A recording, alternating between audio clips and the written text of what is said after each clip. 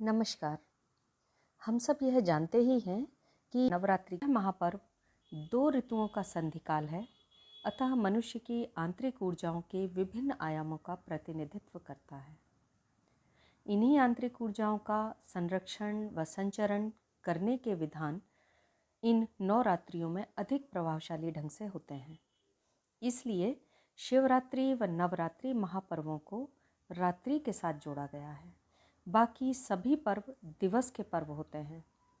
मनुष्य के अंदर निहित देवीय आंतरिक ऊर्जाओं को जागृत करने के लिए नवरात्रि में 9 प्रकार की देवियों की साधना की जाती है।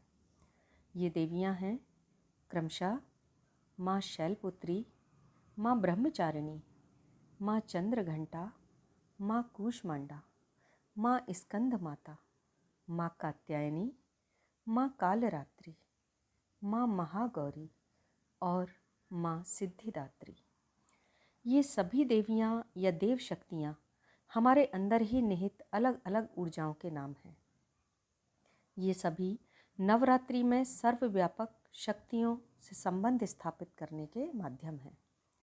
आगे हम जानेंगे कि ये शक्तियाँ या ऊर्जाएं हमारे अंदर किस प्रकार विद्यमान हैं और नवरात्रि में हम अलग अलग 9 दिन तक अपनी इन ऊर्जाओं को जागृत करके ब्रह्मांड के साथ कैसे अलाइंड हो सकते हैं, इनकी साधना कैसे की जाती है और ज्योतिषीय दृष्टिकोण से भी इनके महत्व को जानेंगे।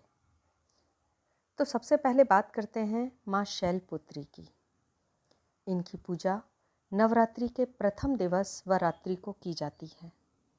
माँ शैलपुत्री पर्वतराज हिमालय की पुत्री व वृष वाहन पर विराजित मनोहर छवि के रूप में पूजी जाती हैं। माँ शैलपुत्री की ऊर्जा उनके त्रिशूल से त्रिलक्ष्य के रूप में प्रदर्शित होती है, जो कि धर्म, अर्थ और मोक्ष के रूप में मनुष्य के मूलाधार यानी रूट चक्र में निवास करती है। मूलाधार में पूर्व जन्मों के संचित कर्मों के अनुसार मनुष्य की इच्छाएं संचित होती हैं। इस चक्र का एक्टिवेशन प्रारब्ध निर्धारित करता है, क्योंकि इच्छाएं किस प्रकार की हैं और उनको पाने की लालसा के तहत क्या क्या कर्म मार्ग अपनाया जाता है, इसके फलस्वरूप ही इस भूलोक पर मनुष्य का प्रारब्ध निर्धारित होता है। एक्चुअली मनुष्यत्व व पशुत्व के बीच की लकीर मूलाधार चक्र की ऊर्जा पर ही निर्भर करती है। यह ऊर्जा हमारे अवचेतन मन को डायरेक्शंस देती है। इस चक्र की ऊर्जा को जागृत करने व मन, बुद्धि, चित्त और अहंकार को साधने के लिए माँ शैलपुत्री की पूजा की जाती है। इनकी पूजा के उपरांत जो भाव मन में जागृत होते हैं, यानी हमारे सबकॉन्शियस माइंड पर जो इफ़ेक्ट होता है, वो हमारे देह में स्पाइन की टेल में एनर्जी के फ्लो को एक्टिवेट करता है। माँ शैलपुत्री मूलाधार की ऊर्जा का ब्रह्मांड से संपर्क सूत्र स्थापित करती हैं। वह व्यक्ति स्वयं के विराट स्वरूप को अनुभव करता है। विधिवत घट स्थापना के उपरांत माँ शैलपुत्री की पूजा में सफ़ेद रंग के फूल अर्पित किए जाते हैं। वह सफ़ेद ही खाद्य पदार्थ जो गाय की शुद्ध घी में बनाया गया हो, उसका प्रसाद चढ़ाया जाता है। धूप दीप करके साधना का संकल्प लिया जाता है। ज्योतिष में माँ शैलपुत्री का चतुर्थ भाव व चंद्रमा पर अधिपत्य है।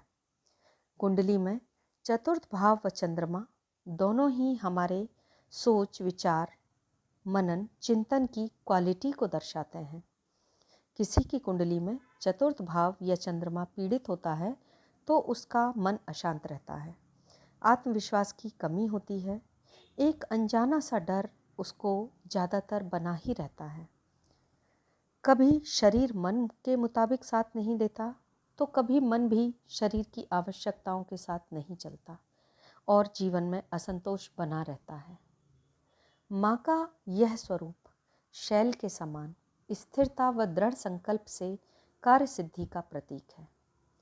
जिन लोगों का मन अशांत रहता है, उनकी इच्छा पूर्ति में बाधा होती है, उन लोगों को माँ शैलपुत्री की पूजा, ध्यान व साधना अवश्य करनी चाहिए, क्योंकि इससे चंचल मन को स्थिरता मिलती है।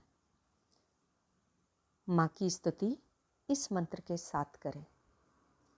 या देवी सर्वभूतेषु माँ शैलपुत्री रूपेण संस्थिता नमस्तस्यै नमस्तस्यै नमस्तस्यै नमो नमः। इसके उपरांत स्तोत्र का भी पाठ करें। ध्यान रहे यह पूजा केवल मैकेनिकल प्रोसेस ना हो, बल्कि पूरी श्रद्धा, विश्वास और भाव से माँ से जुड़ें। रात्रि में माँ शैलपुत्री का ध्यान करें।